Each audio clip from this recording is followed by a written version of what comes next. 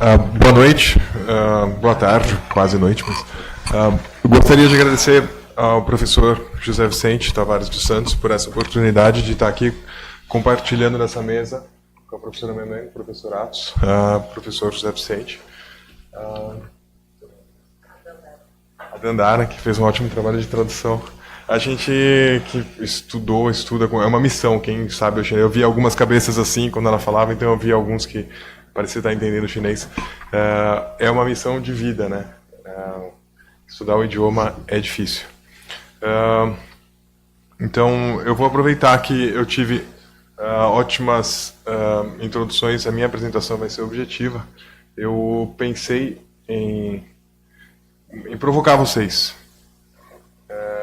Eu não quero teorizar, porque às vezes assim o dilema, né? Eu sou da sociologia, das relações internacionais também.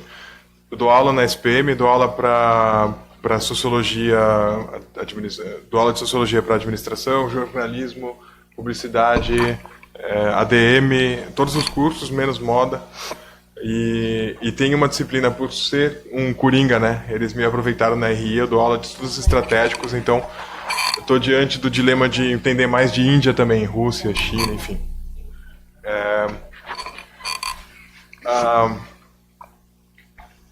Por que China, né? Para dizer, é uma provocação que eu já me vi diante, em uma outra ocasião, eu compartilhei nesse mesmo auditório com a audiência diferente. Compartilho com vocês. A professora Man falou que, de fato, a gente tem a primeira... Todos vivemos isso, não é? A gente tem essa primeira educação do que vem dos pais. Então, a gente, mesmo que não saiba muito bem que está adquirindo sentidos de vida social, a gente está recebendo sinais. O meu pai, a minha mãe, médicos, ele, diferente dela, de origem... assim, batalharam, tiveram que ralar para chegar onde puderam chegar. Pessoas muito perseverantes na vida. Meu pai, de criança, perdeu o pai muito cedo. Ele entrou na academia da Polícia Militar. Quando ele chegou no momento de prestar a medicina, ele passou, ele já era militar, ele seguiu a carreira. Então, eu tenho memória, eu cresci na Bahia, de brincar no batalhão da polícia, de subir em caminhão de bombeiro. A farda era uma coisa comum, o cap. Então, acho que, querendo ou não, eu estou colocado na minha pesquisa de uma maneira que, mesmo, não sei se muito inconsciente ou consciente, mas de todo modo, a trajetória foi a seguinte. Eu terminei RI em São Paulo, eu saí do Brasil e eu recebi uma proposta para trabalhar na China e fui. Cheguei lá, tinha trabalhado por causa das RIs como analista de importação em São Paulo. E aí fui fazer um trabalho lá de trader. Mas fiz, foi legal, ganhei o dinheiro, mas não estava muito feliz. Eu falei, eu quero aprender o idioma, que eu cheguei lá, eu não falava nem ni hao. Eu brinco, eu não falava nem wo, meu, chegou, e eu cheguei lá e eu falei, quero aprender essa língua. Aí eu deixei o trabalho, eu dei um jeito de dar aula de inglês para ganhar o dinheiro e fui atrás. Então eu me senti muito... provocado, assim. O mais estranho foi chegar na China e imaginar, gente, que nem a professora provocou vocês, né? Falam China, o que vocês pensam, né? Pensam tudo e nada, pensam o Chinatown, pensam o bairro chinês, porque tem gente que fala, mas a comida é boa, não é? As pessoas ficam com mais dúvidas do que qualquer coisa, né? Eu cheguei lá e eu fui achando aquilo tudo, a minha surpresa foi não ter estranhado tanto. Você chega lá, as pessoas são de carne e osso, os prédios de concreto, a rua é de asfalto. Você fala, legal, mundo real, né? Era para ser o mundo de cabeça para baixo, mas era o mundo real. E daí, o primeiro estranhamento foi falar assim, poxa, mas não é tão estranho. E ainda mais porque eles estão passando por um processo de transformação urbana que está virando algo parecido com o que no Ocidente a gente vê. De todo modo, foi muito bem ilustrado. A China está no coração de processos de mundialização, processos decisivos. Os nossos esforços conceituais para analisar os problemas do mundo contemporâneo precisam de uma compreensão mais aprofundada do funcionamento da sociedade chinesa e das transformações pelas quais ela passa. Se a gente pensar o nascimento da teoria sociológica, pensa para ficar nos clássicos que a gente ensina no curso introdutório, Durkheim, Weber e Marx. Marx antecedeu os dois, mas a gente opta por essa sequência, não é? Marx vem no terceiro semestre lá, no curso da graduação em Ciências Sociais. No meu caso, na quarta, quinta aula do curso, que eu dou os 3 num semestre só. A teoria da modernização, um tal capitalismo acontecendo, e eles falam, a sociedade mudou, a sociedade é outra. Tem algo acontecendo lá no Oriente que é muito brutal, pela dimensão, pela escala, pela sincronicidade de diferentes mutações. Nesse livro, Michel Vivier-K, Guo Hua, Li Peilin, presidente da Academia Chinesa de Ciências Sociais, Liu Shiding, outros tantos sociólogos chineses, franceses, enfim. É um compêndio da CNRS Editora, é um livro de mais de 800, sei lá quantas páginas, é muito interessante.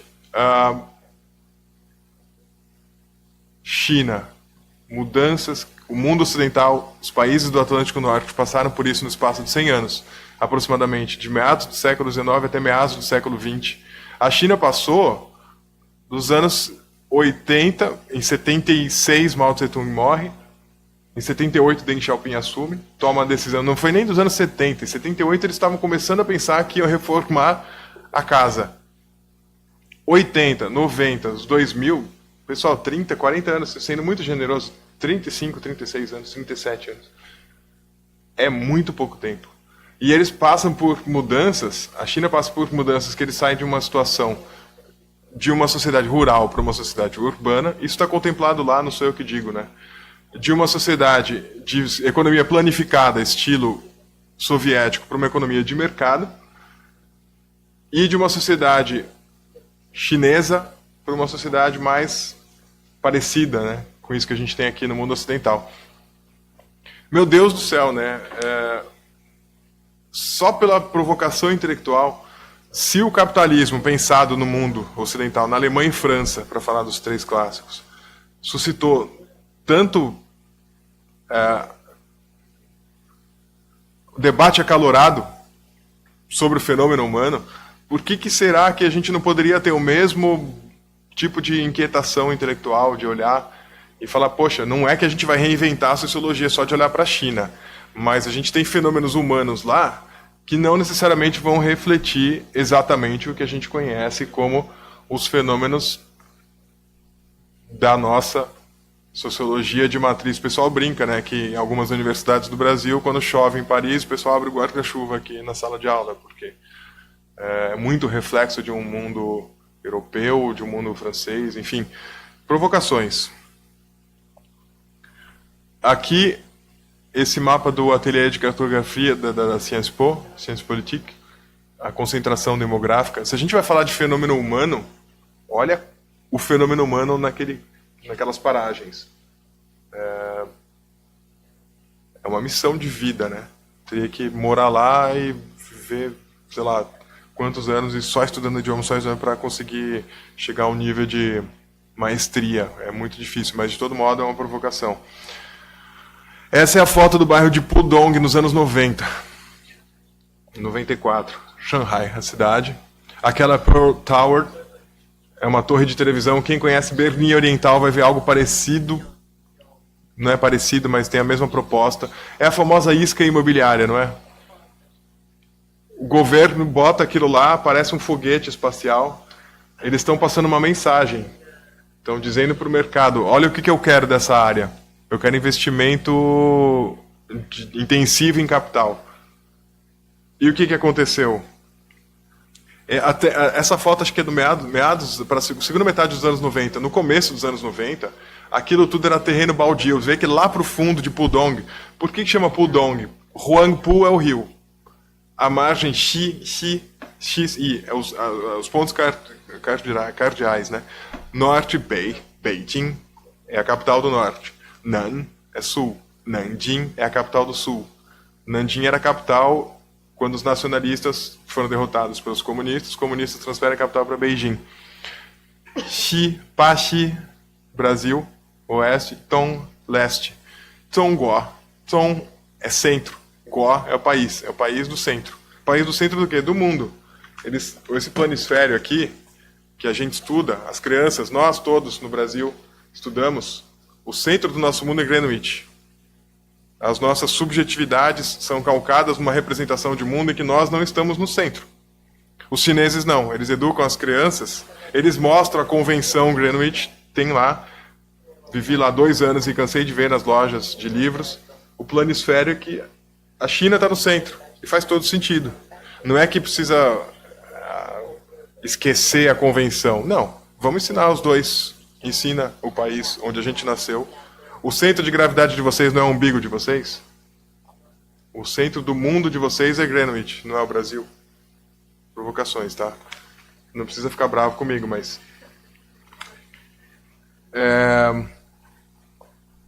Estamos falando de China. Então, assim, dá uma olhada naquela silhueta. A margem leste do rio Huangpu, Pudong. Ah, esqueci de falar do centro, né? Zhong. Pega uma bússola. Quando vocês vão para o meio do mato e precisam se orientar, não tem sol, está nublado, precisa da bússola, que aliás os chineses inventaram. Pega uma bússola e mede e inclina ela assim. Ela vai dar a precisão, a medida precisa? Não vai, né? Tem que ter como? Tem que ter uma técnica adequada de uso do instrumento. Tem que deixar ela o quê? No plano, equilibrada. Então a noção de centro é o 5º ponto cardeal do chinês, que é o equilíbrio. Né? Zhongguo é o país do centro, mas também do equilíbrio. Eu achei muito interessante. Ela falou que ideias de ética, de moral, de equilíbrio, a família, o que se ensina em casa, o que se fala na rua, tudo isso. Bom, aí alguém que viveu lá, eu fui, enquanto eu estava lá, eu pegava a That's Shanghai, That's Shanghai, as revistas que tem a Time, That's Shanghai e a City Weekend, são revistas semanais, e aí, galeria de arte, eu adorava visitar as galerias e via fotos das épocas passadas. Ali onde tem aquele navio ali de cruzeiros, onde que tem o laser aqui? Tem ali? Ali, ó. Sei lá onde. Aqui, ó. A gente vê foto de Shanghai da década de 30, São Paulo na década de 30, era uma vila. Ali, eu sou natural de São Paulo, moro aqui há 7 anos, minha filha é nascida aqui, casado aqui. Mas eu sou de São Paulo, e São Paulo, década de 30, era ali a Sé, Anhangabaú, onde hoje é a Praça Ramos, ali, acabou, né? Não existia nem a Higienópolis para Paulista, nada. Aqui já era Paris do Oriente, não é? E estava dominada, você vê fotos de época, navios ocidentais, navios franceses, militares, né? Navios de guerra. Ingleses, americanos, franceses. A Shanghai era fracionada, o território tinha lá French Concession, aqui era a British Concession, concessão britânica. Os russos moravam para lá, para o norte, os franceses para lá onde o mapa não mostra, para o oeste, japoneses, de alguma maneira até que foram expulsos. Isso aqui era tudo terreno baldio. Então, assim, a Shanghai. Lao é antiga. A Shanghai antiga é aqui. Isso aqui é a cara da China do século XXI. É surreal. É surreal. É inacreditável, né? Aqui a vista um pouco mais recuada, né? Aérea. É interessante olhar para isso aqui. Eu vou chamar a atenção de vocês para isso aqui, ó. Ali as pessoas moram ou trabalham? Interessante isso. Vocês nunca foram, vocês sabem. As pessoas, porque tem um modelo que vocês conhecem. Aqui as pessoas trabalham ou moram? E ali? Aqui. E aí vai. Aqui as pessoas trabalham. Talvez ali morem. Aqui, não sei, morem. Mas assim, eu gosto do Milton Santos. Eu estou diante do desafio de montar essas peças do quebra-cabeça na tese. Estou indo. Agora, é interessante pensar o seguinte, tem algumas dimensões ali, uma delas é essa questão espacial, que o sociólogo tem dificuldade de lidar. Mas eu vou trazer para vocês para a gente pensar junto. Essas áreas aqui, o plano, mas aqui é o sul, essa ponte chama Nanpu Tatiao. Nan de sul, Pu do rio Huangpu, grande, Tatiao de ponte. a grande ponte do rio Huangpu, no sul. Aqui é aquela área da torre, essa aqui é a Manhattan chinesa. Aqui é lá, o Shanghai. Agora, olhem para essas áreas aqui, ó. O adensado mesmo, urbano, está nessa área. Aqui, para cá. Lá, vocês olham terras quase que área rural. Quando vocês olham o PIB chinês sustentado, ano após ano, 10, 15, quando é pouco é 7, 6, que nem então eles estão agora. Quando eu estive lá, eu morei lá na China do Hu Jintao. Mao Zedong, Deng Xiaoping, Jiang Zemin, Hu Jintao e Xi Jinping. Os 5 líderes, né? Desde 49. Eu peguei o período, eu voltei em 2008, Xi Jinping assume em 2012. É uma nova China. Eu voltei para lá em 2017. 10 anos depois que eu morei em Xangai, eu voltei para lá. Eu tomei um susto.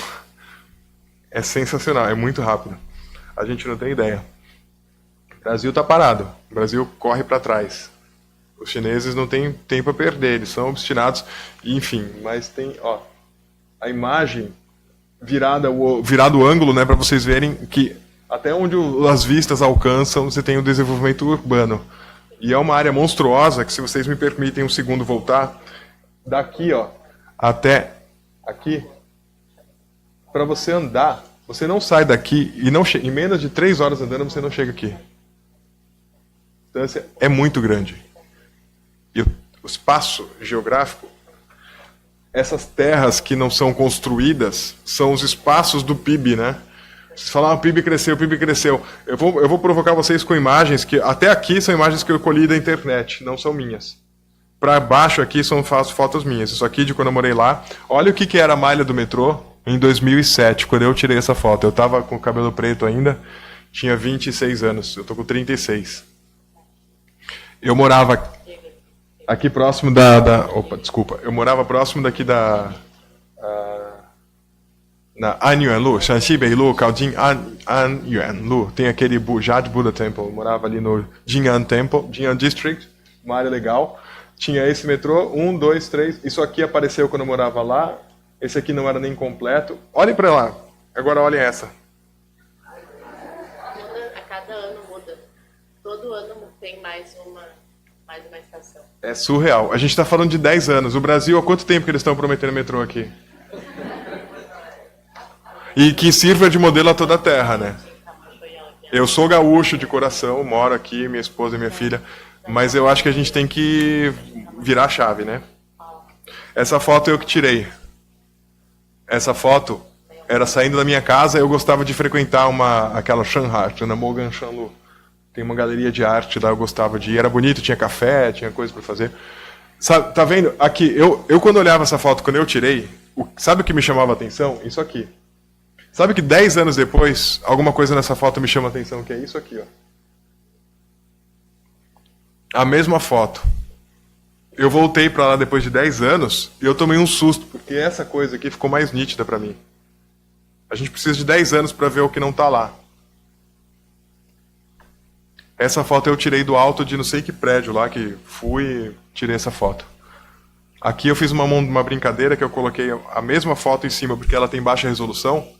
Pode ver que tem um quadrado aqui assim, ó, quebrando. Ó. É a mesma foto montada uma em cima da outra, 2 vezes. Olha esses espaços de moradia. Sabe o que significa isso aqui? É resquício de uma China em que o Estado provia moradia. Até 76, até 78, até as portas da década de 80, a reforma do setor de real estate aconteceu dos 80 para frente. Eu nasci em 81, eu estava nascendo, eu estava começando a ter essa ideia de propriedade privada. Opa, vamos alugar. Não existia alugar imóvel. Quem morava não era o proprietário, era morador, mas quem havia pago, oferecido, era quem? O interesse público. Se o Estado, se uma Danwei... A gente lê, ouve falar de Danwei. Work unit, você fala Danwei. Unidade no chinês, né? Aí eles traduzem como unidade de trabalho. Aí você fica pensando, é um espaço de trabalho, é uma fábrica. Aí você vai para a China, você vê o hospital, você vê a placa Danwei. Dunway, Model Unity, aí você vai para a escola, Dunway. Você vai para o centro de saúde, posto de saúde comunitário, Dunway. Você fala, peraí.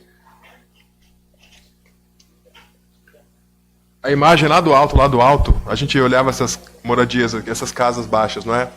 Olha o adensamento. Olha, tudo bem que estão ruindo já, né? Sabe o que vai acontecer com esse terreno todo aqui? Não vai demorar muito, né? Essa foto eu tirei em 2017. O metrô passa no alto e você, se tiver com gatilho, ele bate a foto ali. Olha ali, ó. Indo para lá já é mais central, não é? Aqui, a mudança social, ela acontece para e passo com essa mudança econômica. A gente fala da economia em abstrato, a gente adora, a gente tem um fetiche do PIB. PIB cresceu 20%. 20% de montinho é quanto? É pouco, né? 5% de montão. É coisa pra caramba. O fetiche a gente adora, né? O fetiche do PIB. Ah, o PIB cresceu. O PIB da China agora é só 5%, mas olha de que base eles partem agora, né? 20 anos atrás o PIB era 15%, mas de que base eles partiam? E agora que interessante. Quando a gente olha do alto, a gente vê isso. Quando a gente olha de frente, olha o que a gente vê. Existia vida social. É engraçado isso, porque a chance de ter visitado Xangai 10 anos depois me abriu os olhos para o que não estava na minha frente, não é? Eu vivi próximo dessa região, eu tenho foto. Essa é a Changhua-lu. A Changhua-lu é Jing'an District. Eu morava na Shanxi-Beilu, que é 2 para lá. Tem a Jianing-lu e depois tem a... Sabe o que existia aqui? Vida social. Interesses econômicos, grupos, está muito calcado no nível grassroots, no nível da base. Tem grupos da sociedade, tem grupos ligados a interesses políticos, tem pessoas que têm poder de decidir, de deliberar, e outros que não. Quem morava aqui, que não podia escolher muito, acabou. E quem decidiu, vou fazer aqui o investimento, dane-se quem mora aqui. Bom, são as desigualdades do processo, sim, que não são poucas. Aí eu, de curioso, eu estiquei o pé, assim, tirei a foto do alto. Estiquei o braço, levantei o pé. Tá acontecendo algo, né? Isso aqui, ó. Eu comprava aquele Shenzhen, uma massinha frita com carninha de porco, uma delícia. Eu comprava aqui. Isso aqui ninguém me contou. 10 anos antes, eu tive uma sensação de festa acabando quando eu pisei lá agora. Que eu falei, caramba, foi meio triste, assim, sabe? A gente crescer e ir para aquele mesmo lugar que você ia pro bailinho quando era pequeno, você fala, poxa, passou, né? A mesma sensação. E eu sei que isso aqui vai sumir, vai aparecer um prédião envidraçado, a mesma coisa aqui. Tinha vida social aqui, agitada. Era o ideal de mundo? Não era, porque era subemprego, era pessoas com subqualificação, fazendo tarefas que não muito gloriosas, não era ninguém, né, os chineses, a sociedade, os jovens, eles estão... Ela falou do self-perfectioning. Os chineses têm muito isso como valor. As novas gerações têm o estudo, o mérito, como uma questão mesmo colocada. E é uma competição acirradíssima. Bom, se isso aqui está acontecendo, tem o lado dos abandonados, tem o lado dos que estão sucedendo, tem as desigualdades que lhes são próprias. Isso aqui eu tirei em 2007. Aquela imagem está melhor, está menos clara do que essa aqui, ali na TV. Ó, era assim, ó. Era assim aqui. Era desse jeito. Era fruta, era concerto de bicicleta.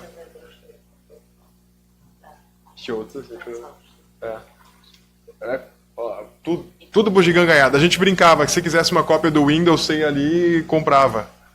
Se quisesse um pendrive, tinha. Era assim. E ó, naquela época, isso aqui 2007, isso aqui é a mesma rua. Olha, lá atrás, aí mais aproximado é isso aqui. E é aquilo lá que vem engolindo, é um tsunami. Tsunami do crescimento. Vai passando por cima. Isso tem a ver com decisão política.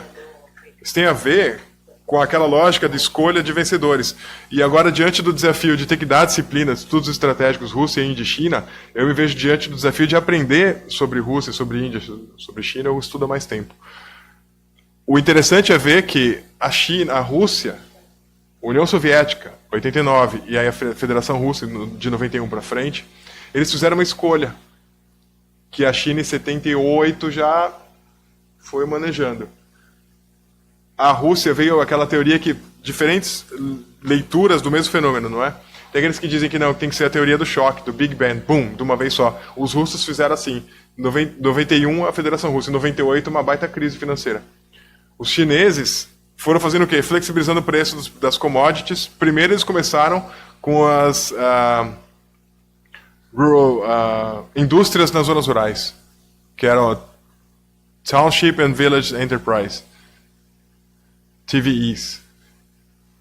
Literalmente, era indústria de processamento no meio do barro, no meio da terra. Era indústria no campo. Antes até, aquela primeira etapa, quando os líderes começaram a chamar, o professor Atos falou muito bem, os chineses da diáspora, né, os chineses de Taiwan, chineses das proximidades, foram chamados a, opa, volta aí, investe aqui, que agora tem um ambiente propício para investimento. Foram os primeiros. A RIG dá conta de elucidar esse fenômeno. No começo dos anos 80, já. Lá no começo, o que ele flexibilizou, o regime flexibilizou mesmo, foram o quê? As comunas. Da noite para o dia, pum, acabaram com as comunas. Que era o quê? A lógica da propriedade compartilhada, dos meios de produção. E aí, não é que se flexibilizou os preços da noite para o dia. Os preços tinham uma lógica de compra. O Estado definia, você tem que me vender tanto, o excedente você pode vender do preço que você quiser. Foi uma estratégia que está se mostrando pela história algo que está funcionando. Incentivou o quê? A produtividade. A gurizada falou, os donos, os proprietários, os pequenos produtores. Era literalmente a privatização do campo. Dizer, o Estado compra a tua safra. Até aqui o preço é esse, você tem que me dar isso aqui. Se você quiser produzir mais e vender a preços livres, aí é problema teu. Vai. Aqui mais próximo ali do rio, Huangpu, mais uma cena muito parecida lá em 2007, isso aqui. Não é de agora, é 10 anos atrás. Eu não tive a curiosidade de ir nesse mesmo canto, mas muito provavelmente isso aqui já não existe mais. Já em 2007, olha o que eu via. Daqui de Puxi, eu olhava os prédios do lado de lá, e essa silhueta, meio contraste, assim, e essas pessoas, esse é o registro meu de 2007. Aí vai o cara que se formou em ciências sociais. Não, ciências sociais eu tinha deixado trancado, né? Eu voltei e acabei depois. Eu estava olhando para isso e me chamava a atenção. Xangai bombando, você via filas de Ferrari, filas de Lamborghini, não sei o quê, e tinha essa galera que estava ali vendendo na rua, fritura. A gente vê, né, a gente estuda isso e dá conta de entender, a cidade de Xangai é a menina dos olhos do regime comunista. E é um estado totalitário, não é um estado é um estado totalitário. Tem sim a sua... Nós, da perspectiva de uma democracia, são questões delicadas, muitas vezes tem a questão dele e a gente tem a nossa democracia, com todos os nossos méritos e deméritos também. De todo modo, tem os esquecidos do processo também. Olha ali. Isso aqui são... aquele... Taoyuan. Como é que fala? Taoyuan. É um bolinho cozido na água ali. 80 centavos de renminbi. Cada um, assim, tem escrito ali. E... Sabe o que são essas pessoas, os esquecidos? São aqueles que migram das zonas rurais para os espaços urbanos sem autorização, sem o status oficial. Existe uma lógica de um passaporte interno. A gente tem o RG de vocês emitido no Rio Grande do Sul, válido em todo o território nacional. Se daqui a pouco vocês decidirem, eu quero mudar para o Acre, para Amazonas, para Amapá, qualquer estado da região norte, vocês vão ser recebidos. Lá vocês vão ter acesso, se precisarem do sistema público de saúde, o hospital público, posto de saúde, ninguém vai dizer, me dá o teu documento, se você é daqui eu te atendo, se não é eu não atendo. O RUCOL é um passaporte que te vincula ao teu local de origem. Se você migra sem autorização, você tem que... Eu tenho até um texto, não vou ler aqui, mas se você solicita, você vai na polícia na instância onde você mora, no local onde você mora. Aí a polícia requisita quem lá vai te receber. Aí quem lá vai te receber autoriza, vem para a polícia aqui, você está autorizado, você migra.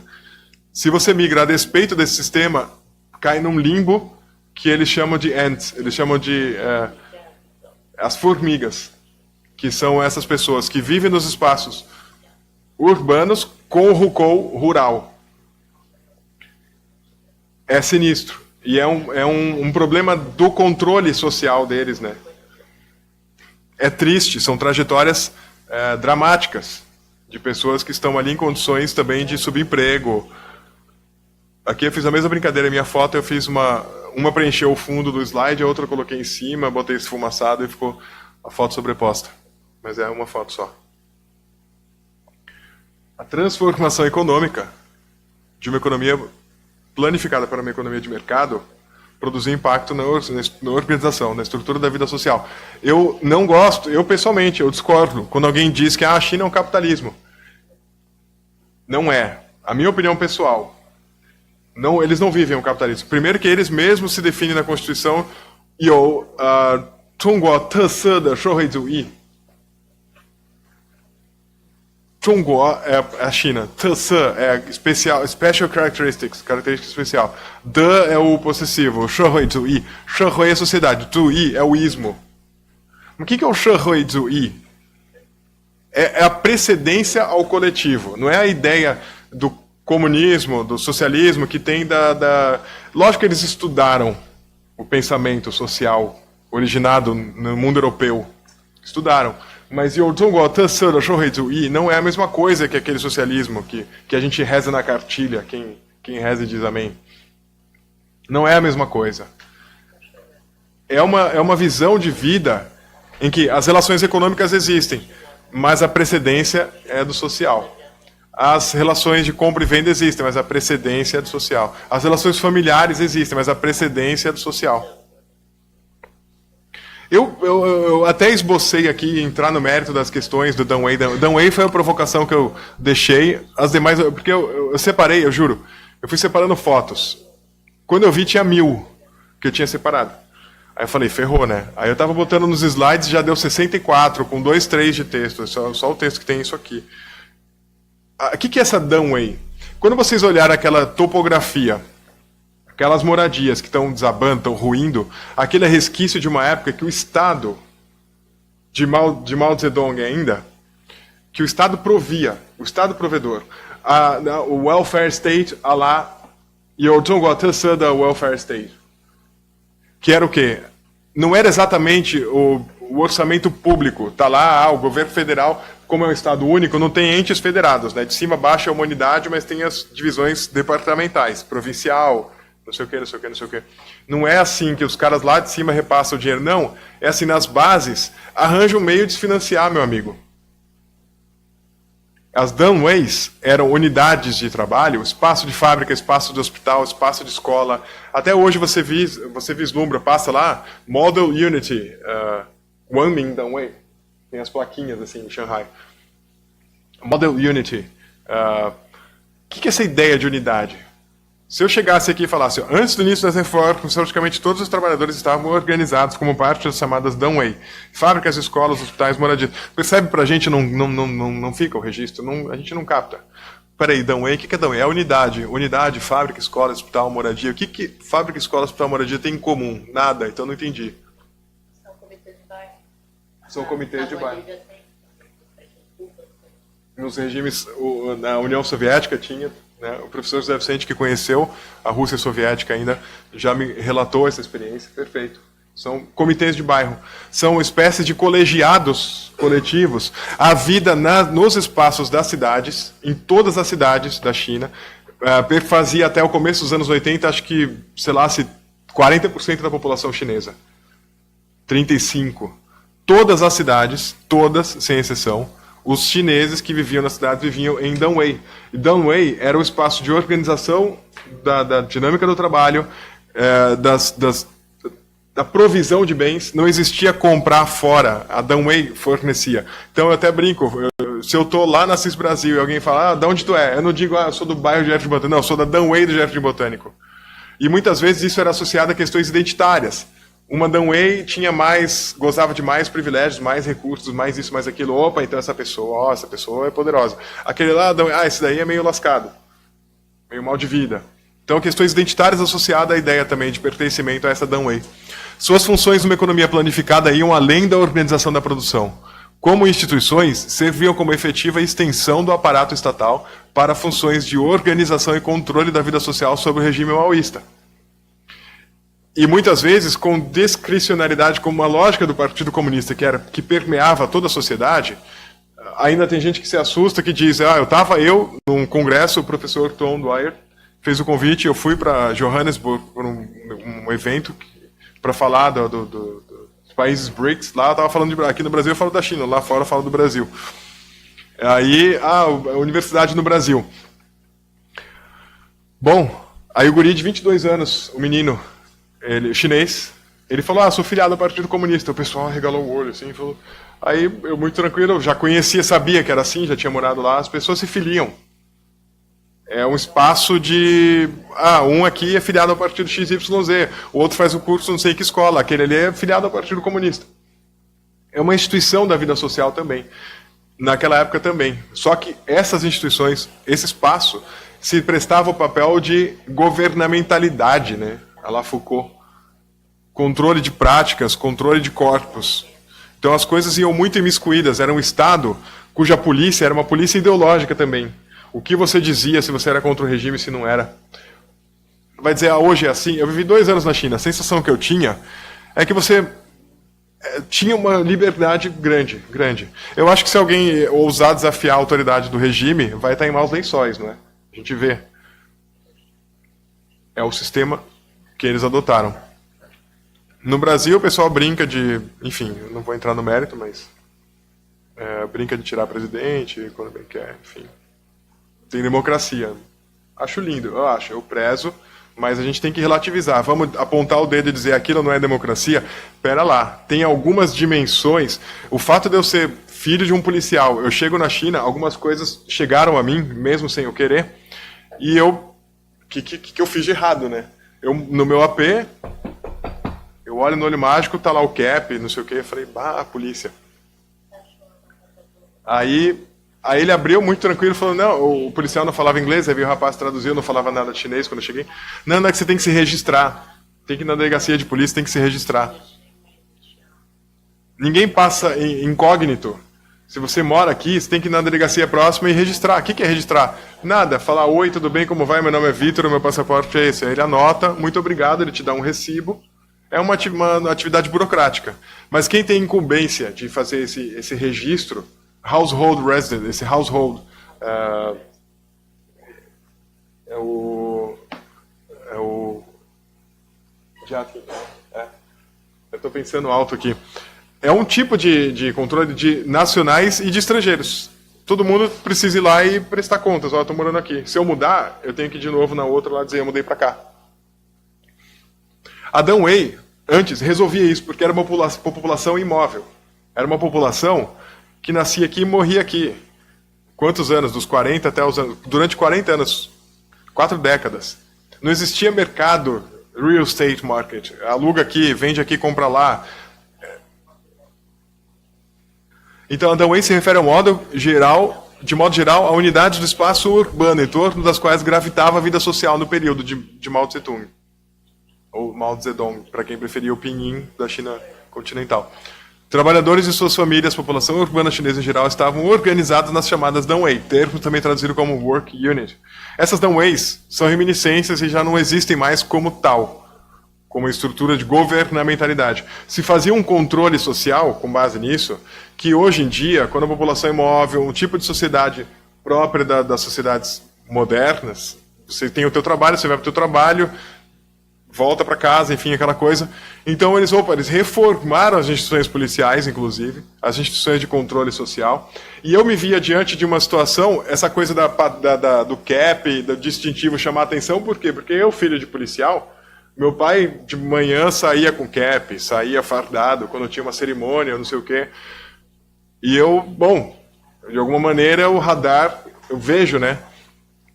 A ideia de que a Work Unit não é totalmente uma invenção do socialismo, né? No sistema feudal, no período feudal, esqueçam o último slide de texto. As classes dominantes entendiam que self-contained, self-monitoring social units helped to maintain social stability. A estabilidade social era ajudada por essas instituições, unidades sociais automonitoradas, autocontidas, automantidas, autofinanciadas. Era literalmente, quase que, se vocês quiserem, a gente fala, mas é o Estado, é estatal. Finalizo rapidinho. Isso, mas era privado, não é? Permeado pelo poder capitalista, mas era iniciativa popular. A uniqueness, o traço característico da Work Unit is that it has integrated the traditional household registration system with that of the workplace. Olha que interessante. Essa ideia do household, de controle de residentes, era uma coisa da China dinástica, China imperial. Mas essa Dunway amarrou isso com a dimensão do espaço de trabalho. Amarrou uma coisa da China ancestral, da China imperial, com a China comunista. E é uma invenção do regime comunista, como parte de um processo de industrialização. O sistema de mobilização para a guerra, em que organizações militares eram supridas por soldados, por todas as suas necessidades, transparecia como algo natural nesse novo sistema. O texto eu vou deixar para lá depois, mas eu vou passar correndo. Aqui foi o espaço que, quando eu pisei lá, eu fiz a foto, eu fiz como se fosse um espelho retrovisor, para mostrar onde a foto não mostra, como que era. Eu cheguei, um amigo do amigo me recebeu aqui. E eu ali achei o máximo. Cheguei de noite, o táxi entrou numa daquelas guaritas, e são super quadras. Aí ele começa a entrar, e você fala, pô, mas que beco é esse? Que estranho, né? E é como todo mundo mora. São os táxis aqui, as bicicletas, e aí eu, nesse prédio alto, multi-story building, né? Não é um prédio de 2, 3 andares, já é uma coisa mais década de 80 aqui e tal. Só que tinha essas pessoas. Aí eu destaquei aqui o distintivo para mostrar como isso me chamou a atenção. Olha eu com cabelo preto ainda. E esse guri, esse rapaz, ele é esse Baoan. Bao é proteger, An é paz. É uma pessoa que não é polícia. E também não é o cara sabe o porteiro do prédio? Ele é um vigilante da comunidade. E é oficioso, não é oficial. Mas ele tem o distintivo, ele tem um cap, ele tem carinha de polícia, mas não é polícia. Eu achava o máximo. Isso foi agora. O uniforme mudou. Antes era meio maltrapilho, com a camisa para fora. Tudo. Agora eles estão se profissionalizando, eles têm uma... E a China do Xi Jinping se preocupa mais com esse controle, eu percebi. A China do Hu Jintao era mais diferente, era outro período histórico. Mas eles têm tem aquele Zhi'an Xuantuan. Como é que fala? Zhi'an. Como é que... Ele tem aquele... Tá, eu não vou lembrar, mas enfim. Pode continuar em chinês. Aí, numa outra guarita, sempre uma guarita, pensem vocês, olha que interessante. Eu conheci na China 13 cidades, Shanghai eu morei 2 anos. Conheci Shantou, enfim, do norte ao sul, oeste, conheci. Todas as cidades que eu vi, em todos os lugares onde chineses moram, o local de moradia é murado. São condomínios fechados. Por outro caminho, a gente se fecha, não é? Mas nossos condomínios privados, a gente deseja se fechar. Lá, não sei se eles têm muita opção. Os espaços de moradia são murados. E tem guarita de entrada. E tem sempre um baoan. Tem sempre uma figura que é desse controle informal. Mas são pessoas queridas, são pessoas prestativas, são pessoas atenciosas. Eu entrava, falava, posso tirar foto, tranquilo.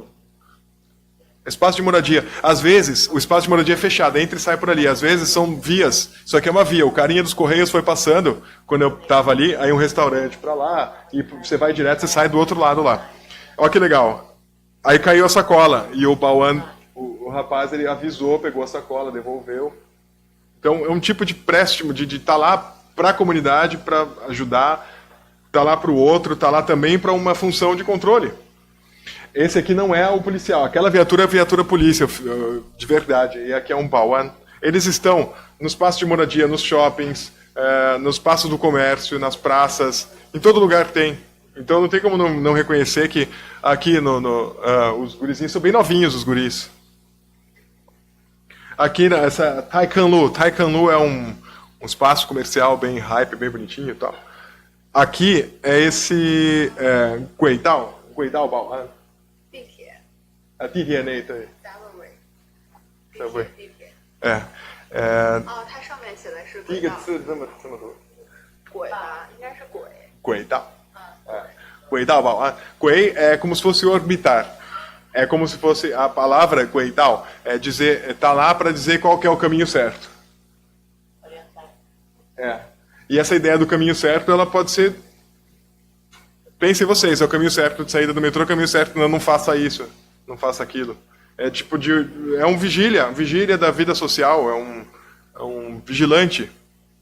E o interessante aqui nesse lugar, eu também passei pelo portão que estava para cá, e aqui é um espaço de moradia com vários prédios, e nesse caso aqui, por acaso, tinha uma delegacia de polícia. Então, essa pessoa, ele não responde a essa autoridade, isso aqui é a polícia. Aqui é com a Pai Tru Suo é a Police Station. E aí aqui de fora, né, você vê um condomínio de pessoas que moram, mas lá dentro tem essa delegacia. Aqui é o aspecto de fora, de longe, de onde tem a delegacia lá dentro. É um espaço de residência. Aqui num ambiente um pouco diferente, mas a mesma lógica. E todos eles têm esses billboards. Isso eu acho legal. Se isso aqui não é democrático, então eu não sei o que é. No Brasil, você vai na delegacia, tá lá a placa, o billboard, o painel com a foto do policial, telefone, nome e sobrenome. Não tem. Aqui, bom, se souber quem é o policial pode estar encrencado, dependendo de onde for, de onde... isso aqui a gente vê lá, tá? A foto. Aqui é o painel. É um policiamento comunitário. Mingji é a polícia do povo. O que é a polícia do povo? Não é a polícia móvel, polícia itinerante, é a polícia daquele lugar. Aí ele conhece todo mundo tem o telefone celular dele. É uma polícia comunitária. No Japão tem o sistema Koban. Eu tive a honra de participar de uma pesquisa coordenada pelo professor José Vicente Tavares dos Santos. A gente conversou com os policiais, a elite intelectual, como o próprio professor costuma dizer, das elites em 9 estados brasileiros que foram para o Japão patrocinados pelo Ministério da Justiça, da Segurança Pública, lá. A gente não tem. Para conhecer o sistema Koban, porque o modelo do policiamento comunitário para a gente era o Japão. Não sei se o Japão é muito parecido com o Brasil. A China também não é. Mas 2 países continentais são China e Brasil. O Japão é um arquipélago. Aqui é o banco onde eu mesmo, quando morava, trocava dinheiro. Eu fiz questão de passar, falar, que legal, eu vim aqui. E aqui é um posto avançado da polícia. Aqui parece um bunker, tá na frente do banco. Outra coisa interessante, esses carros fortes, quando eu morei lá 2 anos, eu nunca vi. 2, 3 dias que eu estive ali, escopeta, metralhadora, tudo quanto era tipo. Falei, nossa, esse mundo mudou, também lá mudou. E essa estação, eu ficava meio assim, falei, será que chega aqui o Lauai e vai ficar tirando foto, eu vou me incomodar, os caras vão questionar. Assim, sabe uma agência de prestação de serviço, que é o que a delegacia de polícia é. Entrei, as pessoas ali conversando, os arquivos, tirei foto, achei o máximo. Falei, olha que bonita, um balcão. Ali Bom, de novo, né? Eu sou filho de policial e pesquisei, já estive muito próximos a eles em diferentes estados e tudo. Me chamou a atenção. Aqui a Danwei, ó. Não, Wamin Xiaoqi. Xiaoqi é aquelas quadras, são aquelas quadras internas. Dentro do quarteirão tem as quadras das pessoas ali. E aí tem a guarita, tem ali o billboard, quem é o responsável, aí tem o nome, tem o telefone. É uma lógica de prestação de contas bastante democrática, sim. De nível de grassroots. Vai dizer, mas ninguém vota para presidente. Não vota.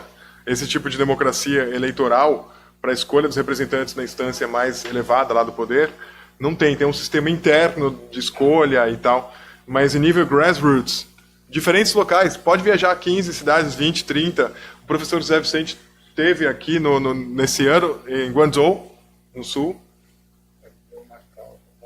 Macau, Nanjing, Shanghai, e encontrou a mesma estrutura. O nome do quadro de oficiais, de inspetores, de investigadores, o telefone, Jincha Lianxixiang. Lianxixiang. É a caixa de contato, deixa suas sugestões ali.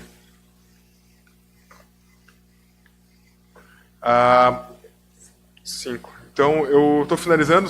Aqui, eu vou passar rápido. Isso aqui é um outro local de moradia.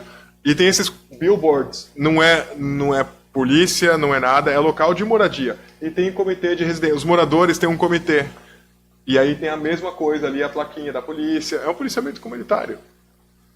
E, enfim, as diferentes paisagens, mais chiques, mais detonadas, mais inteiras, mais antigas. Esse é o último. Eu peguei metrô, fui para cima, fui para baixo, eu visitei. Eu só não fui aqui no extremo. Aqui eu fui, aqui não. Toda essa área aqui, registrando. É a mesma ocorrência, é o mesmo fenômeno.